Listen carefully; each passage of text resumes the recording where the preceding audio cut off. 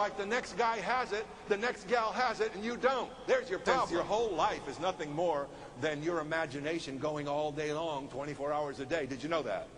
You're imagining everything. Did you know that? Okay, nothing's real except you make it real with your mind. So why not imagine a great life? So monitor your thoughts. Put nourishing thoughts. Put good thoughts. Dwell on good things, and good things will come from you. If you dwell on negative things, this world attracts them to you. Dwell on the things you dream about. Dwell on supporting the dreams of others. Make your life a playground of positives. Is that a good thing to do? Why not? You can do it today if you want to. Are you a giver or a taker? Do you go through life with two catcher's mitts on, seeing what everybody can give you? Or do you go through life with one and the other one's throwing back? And the one who throws first is the best one. Because this is a universe of laws. You got to plant the seed before you can ever expect to have a harvest. That's as old a wisdom as you're ever going to face, and it's as true today as it was the day it was spoken or written. How many people today live by that principle? Standing back, waiting to see. There are no strangers in the world. We're only strangers within ourselves because we don't know how to reach out to another human being. Don't be a stranger anymore. Reach out. You'll be amazed when you start smiling and opening up how people will react in like kind to you. And those who don't, just touch them on the shoulder and say, I hope you have a good day. There's magic in being nice. You want to know why? You and I, from birth, were wired for it. The actual experience of life should basically be a blissful experience for no apparent reason. It's just a good deal. Thank you for this wonderful experience, this great planet we live on. Sure, we have challenges, but if there was no rub, there'd be no saints, there'd be no scientists. We have to understand the way the game is put together. We don't need to understand it all, but I know there's a loving force behind it all. I'm convinced of that. Call it what you want, relate with it any way you feel you should. But this is not an accident. When you start understanding the unbelievable mysteries of nature and the way things flow and the things that we're discovering in science, wow, what a privilege that you and I are here to experience. But we self-deprecate, don't we, huh? And we start thinking of how we're not like so-and-so. And we don't seem to be as smart as so-and-so. And then, you know what really gets to be fun is as you get older and you get in front of a mirror with no clothes on. How many of you can do a 360 and go, whoo, this is really some package? We don't do it, do we? We have difficulty with aging. I mean, what a joke. We ought to just be riding this thing called life right through with joy and happiness and love. That's a decision you make. There's no formula. It's a choice you were naturally made for. Your nature cries out for it. Every cell in your body celebrates when you're that way. Why do we have to be any other way? Because we're not enlightened. We keep thinking we can't do it. And the reason is our self-images are damaged. How do we get them? They're based upon the belief system.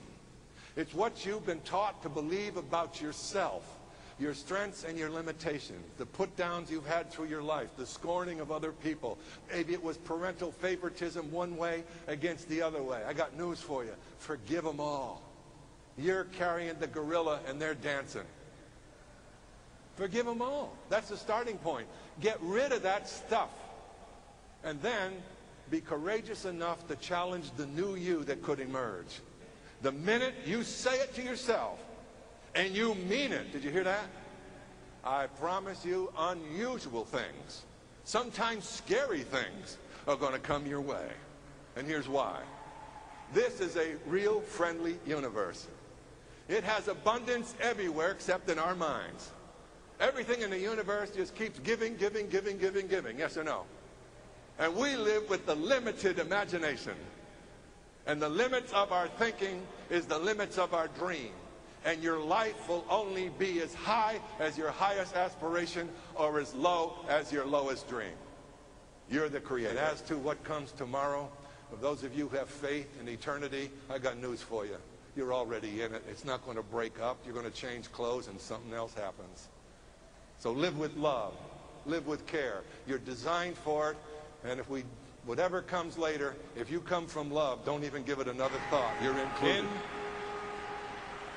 In your personal relationships, always express appreciation for your partner. Over the years, many women would come to me and talk to me about their grief and relationship, and one of the most predominant complaints was, I no longer feel appreciated. We guys have a tendency sometimes to think we're the big shots. In my family, we have 7 daughters and 2 sons. I know where I get my nurturing from. A great lady and 7 wonderful girls and 2 sons that are there as well, supporting. You got to give if you want to get. So I want you to know, in relationship, don't look for the perfect person. Learn to love perfectly the person you have.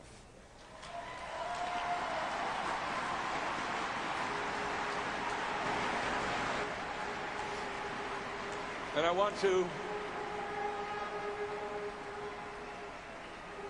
close by giving you an insight that we all should remember every moment we're alive. Listen to it closely. In all of our lives, all we've ever had was a present moment. You see, the past, we have the ability, because of reflective memory, to recreate the stories and bring forth the pictures. The further removed from the event, the foggier the picture.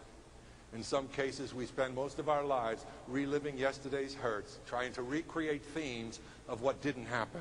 It's a waste of the precious moment of life, which is the only one you've ever had, is the one you're in now.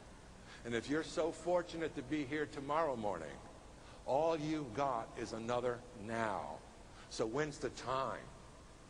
You see, we have a horrible relationship with time. The time to love is now. The time to forgive is now. The time to reach out is now. The time to go to work is now. The time to read the books is now. There is no tomorrow. There is only now.